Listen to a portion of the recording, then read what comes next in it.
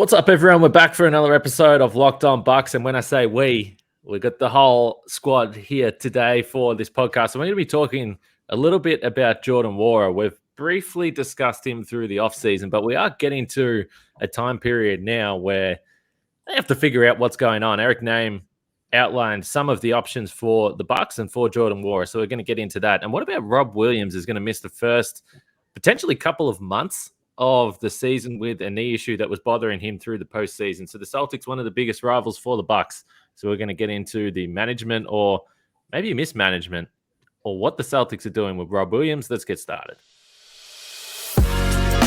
You are Locked On Bucks, your daily Milwaukee Bucks podcast, part of the Locked On Podcast Network, your team every day. Welcome to Locked On Bucks. I'm your host, Kane Pittman. You can see and hear me on this show. I would say daily, but it's been a bit of a tough week. We can get into that in just a little bit. And alongside me for the Bucks Radio Network, Justin Garcia. And back on the pod for the first time in 2 or 3 weeks, Camille Davis just said, I'm taking an off season. I don't care what you want me to do, Kane, because I've got no takes. Camille is back. Of course, we thank you for making Locked On Bucks your first listen of every day or first watch, we should say, on YouTube as well. But Camille, welcome back.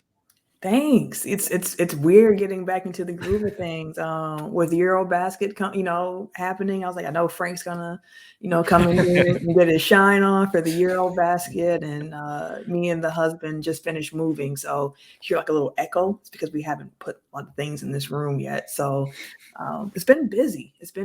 So the time off, so to speak, the off season was definitely needed.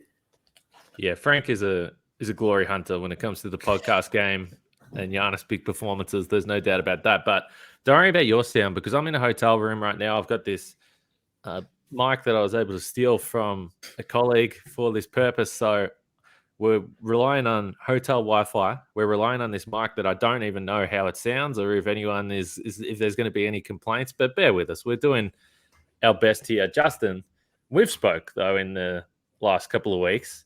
And we're going to talk about Jordan Nwora today. So as I mentioned, Eric Name wrote a story for The Athletic, and there was a bunch of interesting info there. But really, the most important piece of information and the most basic piece of information is the qualifying offer that the Bucks have had extended to Jordan Nwora for months. The deadline for those qualifying offers, it basically expires on October 1st. So this is coming up really soon.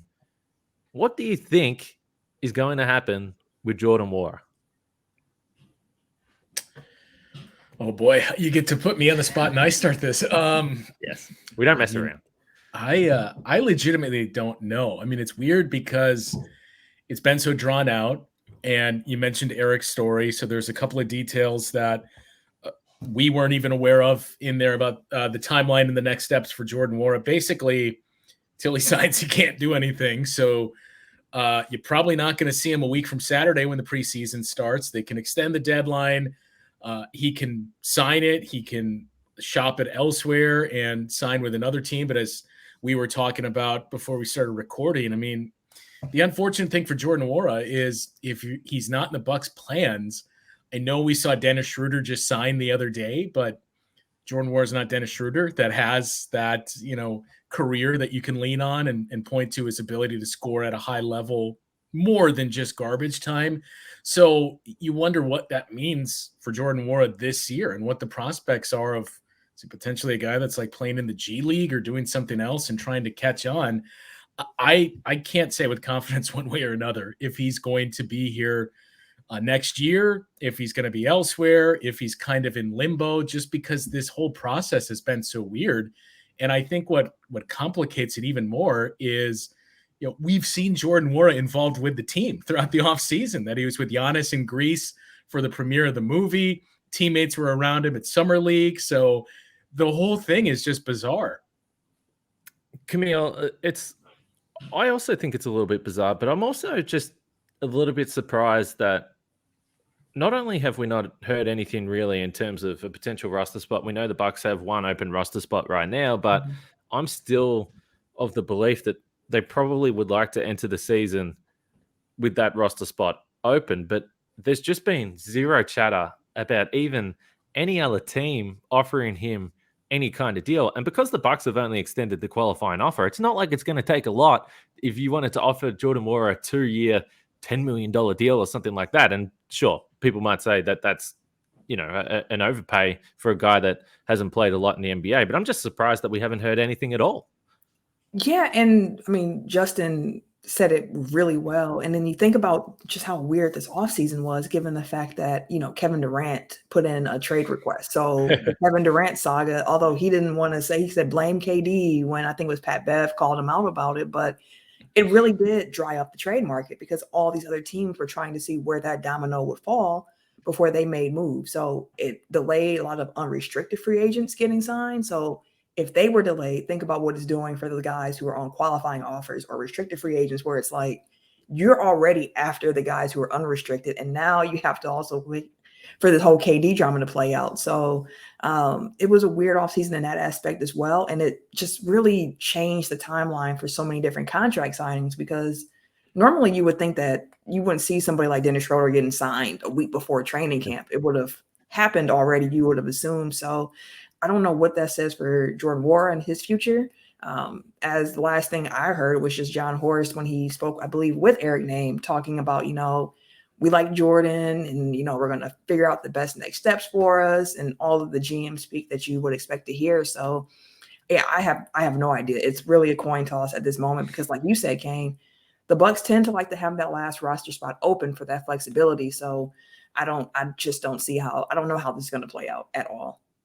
All right, more Jordan Nwora stuff in just a little bit, because I think also some of the decisions that the Bucks made over the offseason made it really difficult to see that there was going to be a future in Milwaukee as well, just positionally. So we can discuss that in a little bit after we talk about betonline.net, which is the number one source for all your pro and college football betting needs and sports info this season. Camille, Packers this week, who are they playing? The Tampa Bay Buccaneers. Oh, interesting. We're going to take care of the elderly is normally my motto in life, but not this week against the Bucks. If you're a Packers fan, so find out all the latest football league developments, game matchups, news, and podcasts, including all the games that are coming up this weekend. And there's MLB, MMA, boxing, golf, and by the way, NBA preseason. Speaking of that October 1 date. That's when the Bucks are getting started in preseason as well. So we're about a week and a half away from games there. So head to the website today or use your mobile device to learn more about the trends in action. That's BetOnline, where the game starts. What do you think about this little BetOnline banner we had at the bottom there as well? I'll tell you what, fancy over here now. Look what I done missed in 2 weeks. This is what happens, Camille, with Locked On Bucks. It's just the advancements just continue to come. All right. So just from a roster point of view, so I thought, and maybe this is being a little bit simplistic, Justin, but I thought you draft Marjon Beauchamp at pick 24, then you sign Joe Ingles a few weeks later, and you've already got Jordan Nwora, and we've discussed this. Without Chris Middleton, they were crying out for someone that could play on the wing and someone that had size in the postseason. And clearly, Bud just didn't trust Jordan Nwora to put him out on the floor for any meaningful minutes or meaningful moments, even in a series where the Bucks were desperate for offense. And this is the NBA skill that he has. So, it might be simplistic, but I just thought as soon as those two roster decisions were made, it was not looking good for Jordan Nwora. Well, and not to mention you bring back Wesley Matthews. You already have Chris Middleton. And I don't think it tells the whole story, but it is kind of interesting that Marjon Beauchamp was drafted with a first-round pick, and he is basically the polar opposite of Jordan Nwora. We're same size and frame, essentially, but he is going to be known for his defense, and you hope he can give you offense. Whereas, with Jordan Nwora, it's not just him. It's a handful of the young guys we talked about the last few years that I'm sure people get sick of hearing it, but it remains true. I mean, you could score 40 points a night. And if you don't know your defensive assignments and don't rebound and don't do things besides score, you're going to do that for 2 or 3 games before Bud just doesn't trust you. And that's, I don't think it's a matter of Jordan is just a terrible defensive player that doesn't try. We've seen him put in that effort. but it's not his strong suit. And that's ultimately what's holding him back with this particular team and his role there. We've seen, and it's clearly changed more and more over the last 5 to 6 seasons, whatever time period you want to play. But as teams have tried to stack up on the wings that can shoot is one thing that's obviously needed, but you have to be able to defend. And it's not a perfect comparison, but think of a guy like Jabari Parker, who we saw as well, who is as talented as anyone offensively, Camille, but he couldn't even stick in the league. Now, there was obviously some health stuff there as well, but that's a pretty extreme example. And Jordan Nwora at the moment kind of feels like he's in that bracket. Yeah, I mean, Jabari, didn't he come out later on when he left the Bucks? I don't get paid to play defense. Like, he was like, I'm here to get buckets, and buckets will be got.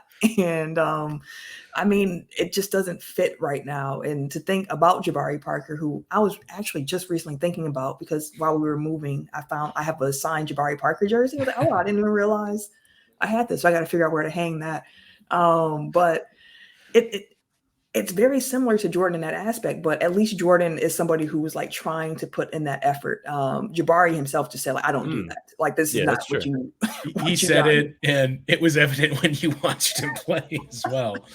Yeah, he said what we saw, and at least Jordan is someone who's like, I'm trying to improve. Like, he mentioned it during the season when he was getting playing time, and he's like, if the guys come back healthy, and I'm not able to sustain this, then like I didn't make the progress I was hoping for. But if I'm able to still get minutes while these guys come back, then, it is like I've done something here. And as we saw, the minutes stopped coming when guys got healthy.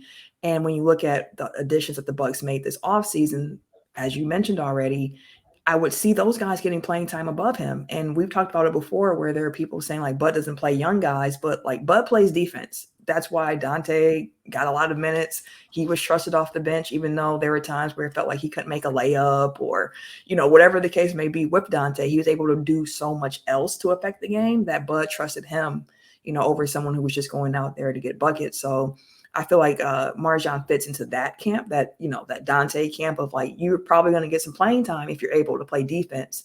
And he was projected as somebody coming into the league with, NBA ready defense. So I don't really see a role for Jordan. And for Jordan himself, I'm sure at this point in his career, he's looking for a chance to prove himself, a chance to play. And if that's not with Milwaukee, I could also see him trying to figure out a way to get somewhere where he is able to play. But it's getting late. The calendar is turning. Next week, Saturday is already October 1st. Time is going. So I'm not exactly sure how that's going to play out for him, but we'll see. Yeah, I think it's actually, and you make a good point. We should, when I make the Jabari comparison, I should say that, I don't think that effort has ever been a problem with Jordan Nwora. It's like some guys just have, because it's not just physically what guys can do. You have to be smart as well. And clearly, throughout that's been a learning process in terms of defensively what the Bucks are asking him to do. But I don't think it was a lack of effort, but we talk about it all the time, depending on where you get drafted to. Maybe the opportunities are there or the rope is a lot shorter. And in the situation in Milwaukee, it's been a pretty short rope for Jordan Nwora so far. And also remember, he's a second round pick, but he has real NBA skills. So I'm thinking about Jordan Nwora, Justin, and when we talk about the opportunities he has to play somewhere, I don't know where the NBA roster spots are open right now. If he went to the G League, this guy's just going to average 25 points a night, 30 minimum. Really? Yeah. So I mean, we know that he would dominate from offensive standpoint at that league. I wonder if that's what ends up happening, or he goes overseas. I'm not sure. I mean, hopefully he sticks in the NBA, but it is just so close to the season that there's already a lot of guys battling in training camp for spots, not just at the Bucks but across the league. So it's for a guy that has genuine NBA skill, it's just a weird spot to be in because there is far worse players that are in training camps right now across the league. Yeah, and I mean, really, you would think about young teams. I mean, he's another guy too that we saw it quite a bit last year. And I wonder how much it changes this year because it's going to be interesting to monitor league-wide how much of a reset year this is, where it's the first year not impacted by COVID and not just with health and safety procedures or protocols, we think and hope, but the first year that hasn't had that ripple effect where obviously 2020 was thrown to pieces with everything that happened, but then 2021 and the ensuing short off season, the same for this past year that we finally got back to a full off season and it feels like a normal year. So you think back to last year and the year prior as well, with all of the guys that you would see cycled through and signing 10-day deals or short-term deals or catching on with a team for a little bit because of all the injuries and health and safety protocols that were occurring. And I wonder how much of that is going to be absent this year. And that's another thing that would really, assuming he's not with the Bucks, that would really benefit Jordan Nwora, and that may be gone. So you start to look at some young teams where, you have enough of some wiggle room that you can say, okay, let's just see what he can do and how much of the scoring translates. But, to your point, there's not really a whole lot off the top of my head where he would really be an ideal fit or that have the roster space. And when you think about the teams like the Pistons, who knows, they may be trying to win this year. And of course, the Thunder are a team that to me is just like, they want no part of Jordan Nwora because they know he's going to score and try and win. And that's not what they want to do. So it just complicates the situation for Jordan Nwora even more when, as we all said, it's going to be October and, there's just not a whole lot of teams that have open roster spots. And the other part is Jordan Nwora plays a spot where those teams already have somebody that's on the wing and that's their primary scorer, or he's going to be lost in the shuffle with them. So this is just, it's kind of the under the radar. Oh yeah, that is kind of interesting. And I didn't think about that story, not only for the Bucks, but to a smaller extent. It's certainly not on the level of Kevin Durant off season and what's going on with the Celtics, but it's one of those interesting, oh yeah, maybe we should pay more attention to what's going to go on here with this guy and with this team. So speaking of those replacement players and the COVID stuff that was going on last season, the reason why I'm in a hotel room is because I'm in Darwin. And if you don't know where Darwin is, have a look on a map. But it's if I'm looking like a bit disheveled and sweaty, it is just disgusting up here. It is so damn hot. And I have not been in weather like this for a long time. So it's been a long few days. But we have been doing media days for all the teams in the Australian League, which meant I caught up with our friend Justin Robertson yesterday, and we were talking about his time with the Bucks and how that went for him, and just the situation of being pulled in, and all of a sudden he was playing every single night, which we saw for around a month there. So yeah, last season was super weird. But we'll move on from Jordan Nwora. So let us know. I think in general the responses are pretty varied when it comes to Jordan. Some people love him, some people are on the fence. They're not too fast, but let us know what you think the Bucks should do. And I guess the big question is, would you use the final roster spot on Jordan Nwora? Because I guess that's kind of the decision that needs to be made here in the next few weeks if they want him to stay with the Bucks. Elsewhere, we've been speaking a lot about injury management and Giannis, and he will always be carrying some knee soreness and some knee stuff. We saw it through Eurobasket. I would say that the Greek national team, in cooperation with the Bucks, ran a pretty conservative, minutes total for Giannis and missed a few games as well. So I think overall we were pretty happy with that.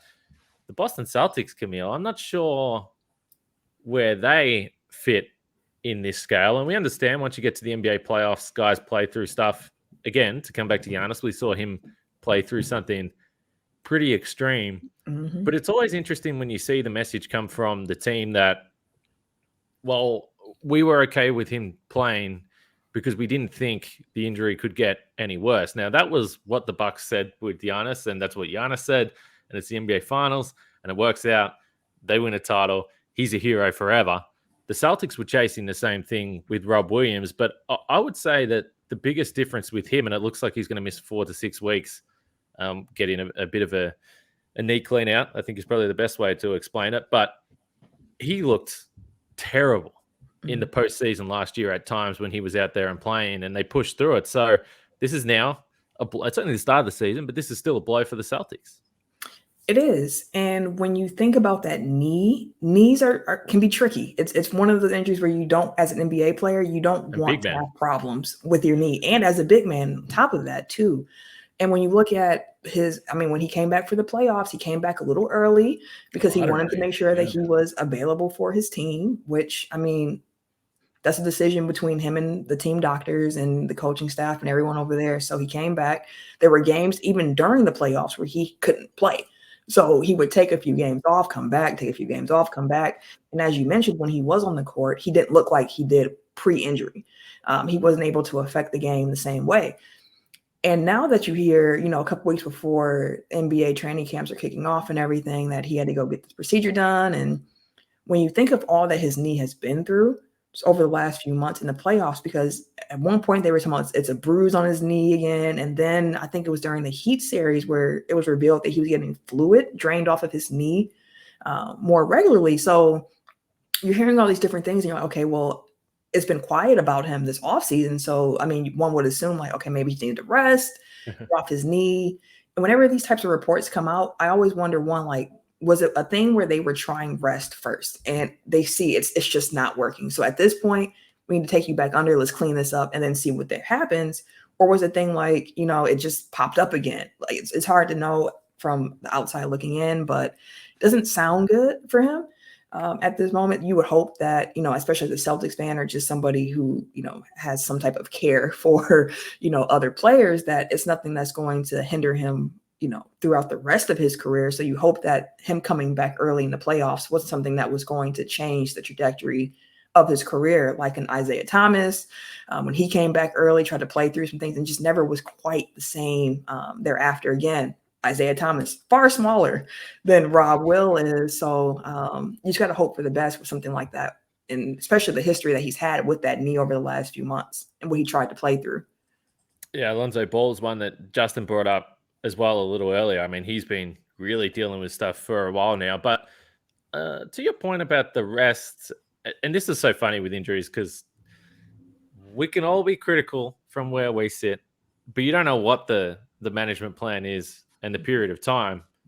We spoke about Chris Middleton similarly, where there was some criticism from fans that, well, if he had a wrist problem, why didn't you fix it when he was already out with the knee and those types of things? And now, as far as certainly what I've heard from people that are on the ground reporting, I think Zach Lowe in his podcast said that something along the lines of that he does expect that Chris won't be back for the start of the regular season. I don't think that's a huge shock. We've discussed that at length, but it sounds like that might be the case. But also, as you were just talking, Camille, I did think to myself, probably shouldn't be too critical given that last year Brook Lopez played one game and then missed 70, Justin, which I don't think we've ever heard why that was the case. Was it just to get him through ring night? I think it's still a big mystery. That's a good question. Some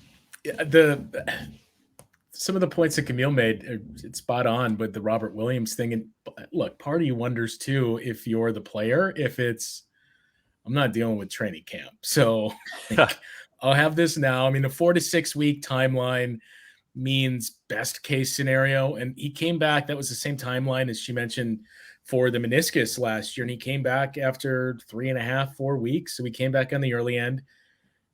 If he does the same thing, that would put you in line with the season starting, where maybe you miss a couple of games.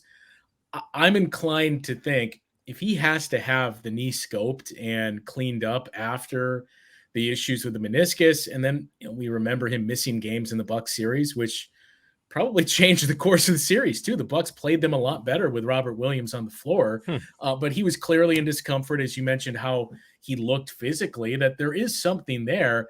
And I know they're given the 4 to 6 week timeline, but if this is cleaning something up, you have to be more cautious with him, especially early in the season, that this could be longer than that. And then you have to question, I think a lot of us maybe thought or assumed Celtics are probably going to have the best record in the East because they're still a good team.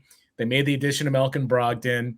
They seem like the team that's going to come out and try to prove, yeah, we're a different team than the one that lost in the finals, and we want to make a statement. But all of a sudden, Gallinari is out basically for the year. You don't know when Rob Williams is going to be back and whether or not that's going to be 6 weeks or more, if it's early again. I still have some questions about what Al Horford is going to look like. So they go from this team that I think we're thinking is a potential juggernaut and the number 1 seed again to, are there suddenly questions about the Boston Celtics, and what does that mean for the rest of the Eastern Conference? There's questions about everyone, Justin, which is exactly what gets us through a season of podcasting. And I did say that there wasn't much to discuss with the Bucks this offseason, not a huge amount of moves. And we've had the big Jordan Nwora episode, which we knew was coming at some point. So I'm glad we got to this in late September. Potentially, we may not have had the big Jordan Nwora episode if something happens in the next, 13 days. I thought you were about to say in the next 30 minutes. I better get this podcast up quick before it's outdated and absolutely no one wants to listen to this. But I'm about to get kicked out of this hotel room, so I'm calling it there. Do let us know, though. As I said, the Jordan Nwora in question is at least interesting at this point of year. We remember last year they went into the season with that roster spot open and rotated a few guys, including old friend Greg Monroe. So it's probably the way I would be leaning. But again, this is a guy that has real NBA skill, so I'm curious to see what the fans think they should do with Jordan Nwora. Camille, Justin, a pleasure as always. Thank you for accommodating me in my very minimal time frame I gave you today on short notice. Make sure you check out Locked On NBA as well. There's a bit going on around the league. You mentioned the Thunder before, Justin. SGA looks like he's got some knee stuff going on. So is that actually an injury? Who knows? Who knows what the Thunder are up to? But anyway, listen to Locked On NBA. They'll have you covered with everything going on around the league. And my plan is to do another podcast tomorrow. So with a bit of luck, I'll be traveling from a different hotel room. I'll speak to you guys then.